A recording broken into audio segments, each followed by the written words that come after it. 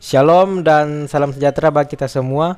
Saat ini kami dari kelompok 4 akan mempresentasikan materi tentang sikap gereja terhadap demokrasi dan HAM. Apakah topik ini sangat penting untuk kita pelajari?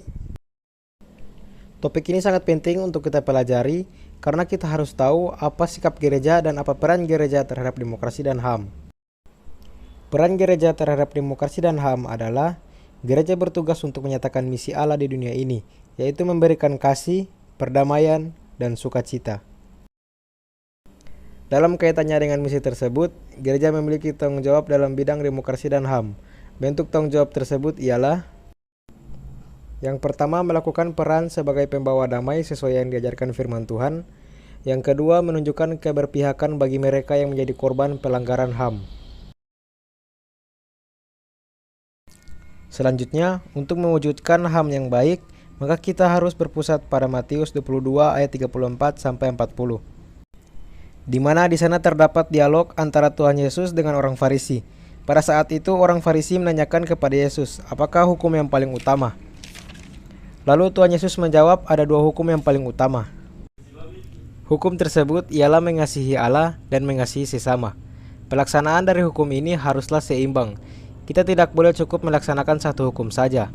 Misalnya, kita hanya mengasihi Tuhan, tetapi kita mengabaikan sesama atau sebaliknya.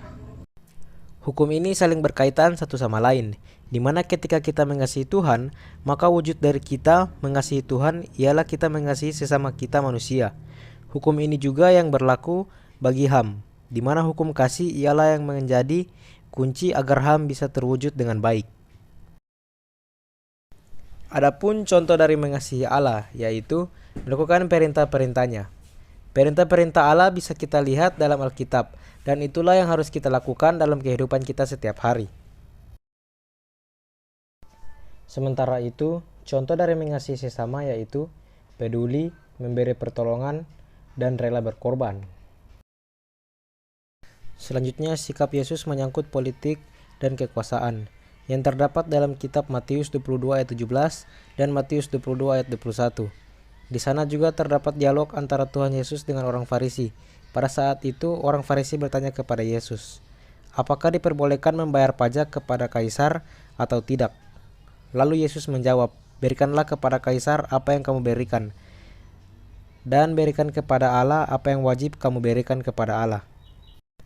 Maksud dari jawaban Tuhan Yesus ini ialah setiap orang harus punya keprihatinan tertentu terhadap kesejahteraan sosial politik negaranya dan harus taat sebagai warga negara, sedangkan pemerintah harus melaksanakan tugas dan tanggung jawabnya dengan baik.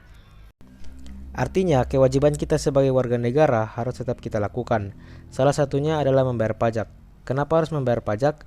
Karena pajak yang kita berikan itu merupakan sumber pendapatan negara, yang dimana digunakan untuk membenahi fasilitas negara. Di saat kita taat membayar pajak, maka itu sebenarnya bentuk dari ketaatan kita kepada Allah. Karena Tuhan sendiri menyuruh bahwa kita pun harus taat kepada pemerintah. Berarti taat kepada pemerintah menunjukkan bahwa kita juga taat kepada Allah. Oke, selanjutnya kita akan membahas sikap gereja terhadap demokrasi dan HAM. Yang pertama, mendidik jemaat agar mengerti dan sadar akan pentingnya perjuangan dalam menegakkan HAM. Yang kedua, mendidik dan mendamping jemaat yang mewujudkan nilai-nilai kemanusiaan yang luhur. Yang ketiga, mendidik warga negara agar dapat bekerja sama untuk membela orang-orang yang kehilangan haknya atau ditindas karena dianggap berbeda dengan orang lain. Dapat disimpulkan bahwa gereja dipanggil untuk mewujudkan kehendak Allah di tengah-tengah dunia ini, yakni keadilan, kebenaran, pembelaan terhadap kaum tertindas dan teraniaya. Iman Kristen menuntut keberpihakan serta kegigihan gereja sebagai lembaga maupun persekutuan orang percaya yang berjuang bagi perwujudan keadilan dan kebenaran untuk semua orang tanpa terkecuali.